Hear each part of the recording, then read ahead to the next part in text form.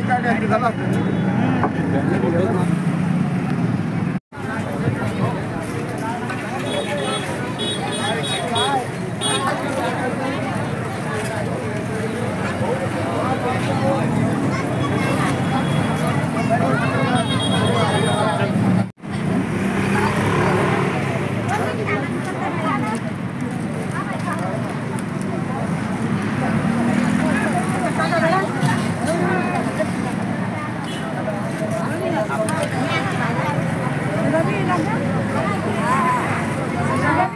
माझा 28 वर्षाचा अनुभव सांगतो.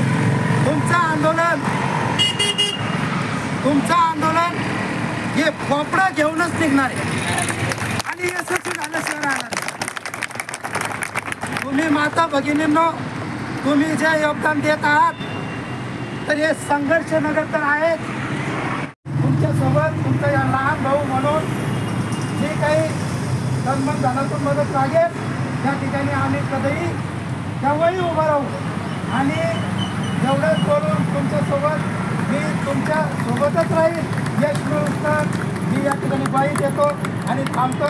जे गुलामसारखं वागवायचं अशा लोकांचा आपण कुठपर्यंत सहन करणार. मित्रांनो, याच्या काळामध्ये तुम्ही एकजूट राहिल्या, एकाच्या मागे राहिल्या तर आपल्या निम्म प्रॉब्लेम जे आपल्या हक्काचं आहे, जे संविधान आपल्याला दिलेलं आहे, जे निवारा आहे, अन्न आहे, वस्त्र आहे, हे आपल्या संविधानाने आपल्याला दिलेलं आहे. आपण माहीतच आहे की जे करून कितीतरी वस्ती अशा आहेत की जे सरकारने नियम केलेले आहे. जे इतर समाजाचे लोक आहेत ज्यांच्या खिशात भरपूर पैसा आहे, आपण गरीब आहोत, आपण दिवस रात्र मेहनत करतो, दिवसातून आपलं पोट भरायचं की अशा मोठ्या मोठ्या जागा आपण आपल्या पैशाने विकत घेऊ असं आपण केव्हाही करू शकत नाही. तर सरकारला माझी अशी विनंती आहे की जे आम्ही तुमचे नागरिक आहोत, आम्ही या देशाचे नागरिक आहोत, तर हे तुम्ही आम्हाला सांगा आणि आमच्या संविधानाप्रमाणे आमचे जे हक्क आहे ते हक्क आम्हाला आधी मिळवून द्या. मित्रांनो, तुम्ही जे करता ते अत्यंत बरोबर आहे. आपण जे मेहनत करतो, जेवढा आपल्याला पैसे वाटेल तेवढंच आपण पाय करतो. तर मित्रांनो, मी आपल्या सरकारला विनंती करतो, आपल्या प्रशासनाला नम्र विनंती करतो की आपल्याला जे आंदोलन आपण ज्यासाठी केलेलं आहे, जे आजूबाजूच्या जे जागा आहेत, जे गायरान जागा आहेत, जे सरकारच्या जागा आहेत, तिथे आम्हाला फक्त 20 बाय 30चा प्लॉट दिला तरी आम्ही आमचं तिथं वस्तीवर निवारू आणि आमचे पोट भरू. मित्रांनो, या काळामध्ये तुम्हाला माहीत आहे की जमिनीचा काय भाव चाललेला आहे. या आपल्या येणाऱ्या किंवा विद्यमान आमदार असो किंवा मागील आमदार असो, या लोकांनी इलिगल जागा लिगल करून अशा लोकांना विकल्या, भरपूर पैसा कमवला.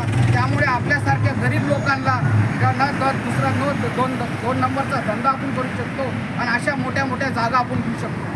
तर सरकारला माझी विनंती आहे की जे आजूबाजूच्या जागा आहेत, आमच्या ज्या समाजातल्या गरीब लोक आहेत अशा लोकांना त्यांनी देणं करावे व बाकी जे आहेत जे योजना आहेत सरकारच्या, ते योजना पण यांना लागू करावी. आपण काय इलिगल आहोत की आपण काही पाकिस्तानात आलो नाही किंवा आपण काही बांगलादेशमधून आलो नाही किंवा आपण काय आतंकवादी नाही आहे, आपण काय चोर नाही आहे, आपण त्यांचेच काम करत आहे, त्यांनाच मदत करत आहे. या औरंगाबादच्या स्वच्छता आपण ठेवत आहे. आपण नसतो तर इथे कचरा होईल. या लोकांना या जाणीव झाली पाहिजे. आपल्या लीडर लोकांना आपल्याबद्दल प्रेम आहे, जाणीव आहे, पण काय कारणं असतं त्यांना इथे येऊ शकले नाही. 14 एप्रिल रोजी मला मी त्यांची प्रॉब्लेम समजू शकतो. मित्रांनो, मी तुमच्या बरोबर आहे. जे आंदोलन आहे ते आंदोलन यशस्वी आहो. तन मन धनाने मी तुमच्या सोबत आहे. चोर ऐकत घेऊन पळ, त्या धन चोराचा तो पळण्याचा फाटा कुठं आहे हो, आणि आहे धनाचा साठा आमचा वाटा कुठं आहे हो, आहे धनाचा साठा आहे धनाचा साठा आमचा वाटा कुठं आहे हो. तिथं लुगडी लुगड्यावर, आमचे अधिकारीमध्ये सापडेलच आहेत त्याच्यामध्ये उद्योगपती वगैरे त्यांच्या बायका जर पाहिलं तर त्यांच्या सगळं ठेवायला काय त्यांच्याकडे अलमाऱ्या नाही तेवढे तर ते म्हणून आपण त्याचा म्हणतात तिथं लुगडी लुगड्यावर, आमचे बिऱ्हाड उघड्यावर, तिथं लुगडी लुगड्यावर, आमचं बिऱ्हाड उघड्यावर. आपण बघतो आहोत अति आंबेडकरमय झालेलं आहे आणि आंबेडकरांचे अनुयायी उपासक गेल्या दोन महिन्यापासून आपलं घर साफ करणे, साफसफाई करणे, सजविणे आणि आंबेडकर जयंती उत्साहात कशी साजरी करता येईल यासाठी प्रयत्न करीत आहे एकीकडे, आणि दुसरीकडे आपण बघतो आहोत खरंच नाही आहे आणि उघड्यावर आंबेडकर जयंती साजरी करण्याचा प्रसंग आपल्याच बांधवांवर त्या ठिकाणी आलेला आहे. हे चित्र पाहून खरंच मन विषण्ण झालं. अशी साजरी करण्याची कुणाच्या नशिबात ही गोष्ट येऊ नये, परंतु आज अशी साजरी करण्याचा योग आयोजकांमुळे या ठिकाणी आला. खरं म्हणजे हृदय पिळून टाकणारी ही गोष्ट आहे. आपण अशाही परिस्थितीमध्ये आपल्या जिद्दीला खरं सलाम आहे की आपण उपाशी असताना, उघड्यावर आपले संसार असताना, सगळं काही अनिश्चित असताना आपण मोठ्या उत्साहानं जयंती साजरी करत आहोत. मला असं वाटतं पंडित दादा म्हणाले की आतापर्यंत जेवढ्या काही जयंत्या आम्ही साजऱ्या केल्या असेल तिथं फार मोठी भाषणं केली असतील व त्या ठिकाणी आम्ही फार काय आनंदोत्सव साजरा केला असेल, परंतु त्या सगळ्या जयंत्या एकीकडं आणि आज होणारी जयंती साजरी होणारी एकीकडं ही खरंच माझ्या जीवनातली एक अविस्मरणीय जयंती म्हणता येईल अशा पद्धतीचा हा आजचा योग त्या ठिकाणी आलेला आहे.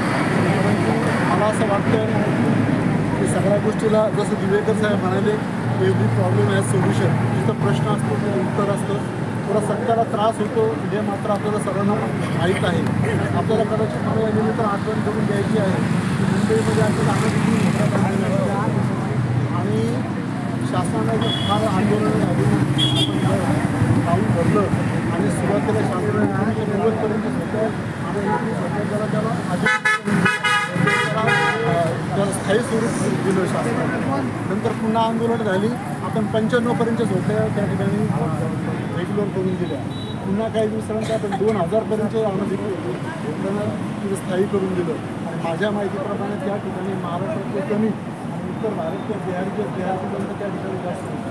जर आपण परराज्यातल्या लोकांना जर न्याय देऊ शकतो तर मला असं वाटतं महाराष्ट्र शासन नक्कीच आपल्याला या ठिकाणी न्याय देईल. कारण आपण महाराष्ट्राचे रहिवासी आहोत. आपण या भूमीतले आहोत. जी आपली जन्मभूमी आहे, कर्मभूमी आहे आणि म्हणून शासन आपल्यावर अन्याय करणार नाही अशी माझी त्या ठिकाणी धारणा आहे. आणि फार पूर्वी आपण म्हणायचो की मानवाच्या अन्न वस्त्रावर निवारा मूलभूत गरज आहे.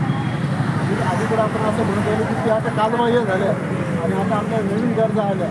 आपल्या घरासमोर गाडी असली पाहिजे, मोबाईल असला पाहिजे, विनोदानं आपण म्हणतो इंटरनेट असलं पाहिजे. हे आपल्या मूलभूत गरजा झालेल्या असं आपण विनोदानं म्हणतो. परंतु आजही त्या मूलभूत गरजांपैकी निवाऱ्यासाठी आजही आपल्या बांधवांना त्या ठिकाणी बांधावं लागलं ही खरं म्हणजे शोकांतिक आहे. तुमच्या सर्वांसाठी आहे आणि मला असं वाटतं की शासन आपल्याला वाऱ्यावर सोडणार नाही. आपण लोकशाही मार्गाने, कायदेशीर मार्गाने आपला लढा त्या ठिकाणी चालू ठेवावा. फायदा आपण हातात घेऊ नये. काही ना काहीतरी त्यातून सोल्युशन किंवा मार्ग त्या ठिकाणी नक्कीच निघेल. आजच्या या जयंतीच्या निमित्ताने मी आपल्याला शुभेच्छा देतो. आणि आपलं जे काही सूचना आहे, आपलं जो काही झालेला अन्याय आहे त्या अन्यायाचं निवारण होईल आणि आपल्या अपेक्षा त्या ठिकाणी पूर्ण होतील अशी मी तथागताचरणी प्रार्थना करतो. आज भाऊ तुम्ही संघर्षनगरमध्ये आलात आणि इथंच भीम जयंती पण सुद्धा साजरी केली, काय सांगाल त्याबद्दल?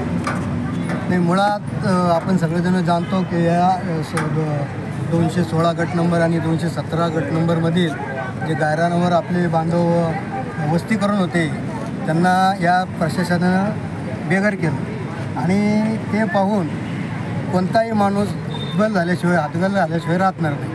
कारण त्यांची जर परिस्थिती पाहिली तर हे उघड्यावर जेवणं, त्यांचे लहान लहान मुलं इथं खेळत आहेत हे बघून आम्हाला वाटलं की कुठेतरी आपली मानवता जागृत झाली पाहिजे आणि म्हणून त्या दृष्टीनं आम्ही आज या ठिकाणी एक छोटेखानी प्रयत्न केलेला आहे. त्यांना त्यांच्या काही दिवसाची भूक भागवण्याचा, शमवण्याचा प्रयत्न आम्ही या माध्यमातून केला. त्यांना शिधा किट वाटप या दिवशी आम्ही केली संघर्ष.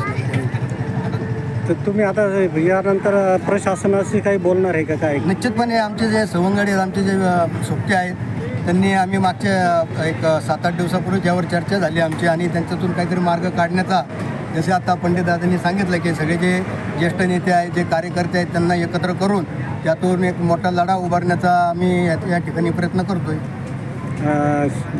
प्रशासनाला या निमित्ताने काय अल्टिमेटम देणार आहे? किती दिवसात? अल्टिमेटम तर दिलेलाच आहे ऑलरेडी. आजची तारखेचा दिलेला होता. आता उद्यापासून पुन्हा एकदा नव्या जोमानं आजची, कारण भीमजयंती होती, 144वा बाबासाहेबांचा जन्मदिवस आणि त्या निमित्तानं सगळे जे आपले बांधव आहेत, कार्यकर्ते बांधव आहेत किंवा जे मानवतावादी विचाराचे जे निवासी आहेत त्यांना थोडा आजच्या कार्यक्रमापुरता आपण सवलत दिलेली आणि प्रशासनाला तसे आपण हे दिले अल्टिमेट दिलं होता की 14 तारखेपासून यातून काहीतरी मार्ग काढावा. त्यांनी मार्ग काढला प्रशासनाने महानगरपालिकेच्या स्तरावर, परंतु तो काही आजपर्यंत अंमलात आणलेला नाही आहे आणि तिथं अजून त्याबद्दल काही अशी जानेवारीच्या 9 तारखेला जी मीटिंग झाली मनपा प्रशासकाबरोबर, त्याच्यात असं ठरलं होतं का बा 2000 रुपये महिना 18 तारखेपर्यंत तुम्हाला 18 महिने तुम्हाला देण्यात येणार आहे. हो. याच्यावर तुम्ही खुश आहात का? कारण की तुम्हाला त्याच्यातले 5% घरं सुद्धा राखीव ठेवण्यात येणार आहे. नाही, निश्चितच नाही. यावर आम्ही निश्चितपणे आनंदी नाही आहोत. कारण काय की जसं सांगितलं की एक तर तुम्हाला आम्हाला कुठेतरी अशी पक्की जागा द्या की 18 महिन्यापर्यंत तिथं राहता येईल अशी सोय करा. 2000मध्ये आत्ता कुठेही तुम्हाला या शहरामध्ये घर भाड्याने मिळणार नाही.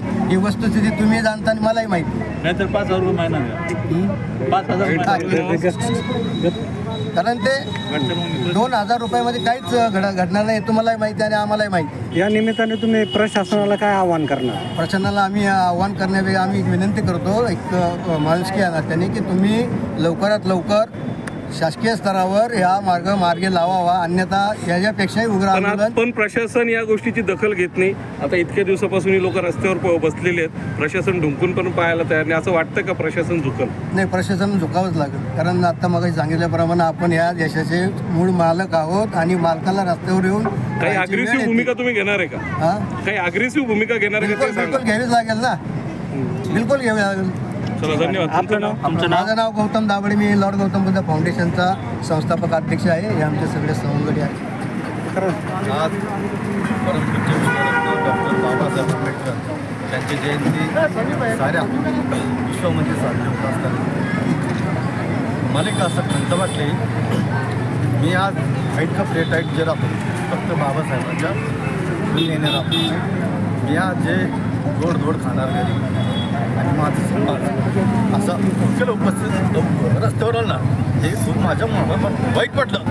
म्हणून मला असं वाटलं की माझ्या पदरातून जे काय होईल त्या लोकांना मी काय द्यायचं आणि ते बाबासाहेबांच्या कृपेनं माझं कर्तव्य आहे की माझे देणं आहे. म्हणून मला एक असं हृदय असं कळलं माझं की माझी भगिनी ही सगळी लोक रस्त्यावर बसलेत आणि आज आम्ही चांगले लोक सुशिक्षित असताना रोज बाबासाहेबांच्या जयंतीनिमित्त गोडधोड खातो. आणि हे माझे बांधव रोडवरती यांना सामाजिक संस्था लॉर्ड बुद्ध गौतम फाउंडेशनच्या वतीनं राशन किट देण्यात येत आहे. आणि आमचे मित्रमंडळ आहे शिवभी मित्रमंडळ, यांच्या वतीनं आम्ही यांना भविष्यात काहीतरी मदत करण्याचा प्रयत्न करू. पण आज मला असं नगदी इतकं वाईट वाटलं तर माझं अंतःकरण एकदम भरून आलं. म्हणून वैयक्तिक म्हणलं मी आता घरी मुलांना कपडे कमी घेईन, पण ह्या बहिणींना मातांना मुलांना यांच्याकडून कसं 2 कपडे म्हणा किंवा यांना राशन म्हणा किंवा आज बाबासाहेबांच्या जयंतीनिमित्त यांच्या तोंडात 2 घास गोड जातील. मी ज्या पक्षात काम करतो मला त्या पक्षाचा आणि त्या पक्षाच्या वरिष्ठांना सांगायचं आहे का माझा समाज आणि आमची जनता इतकी बी गरीब नाही. त्यांच्या पाठी मागे आमच्या सारखे खंबीर नेतृत्व आहे आणि आम्ही त्यांना साथ देऊ आणि त्यांना त्यांचा अधिकार दिल्याशिवाय राहणार नाही. हा मी एक प्रामाणिक बाबासाहेबांचा अनुयायी म्हणून इथं दिलगिरी व्यक्त करतो की यांच्यानंतर यांच्या पाठीमागं सर्व समाज बांधव ठामपणे उभं राहणार आहोत. आपलं नाव?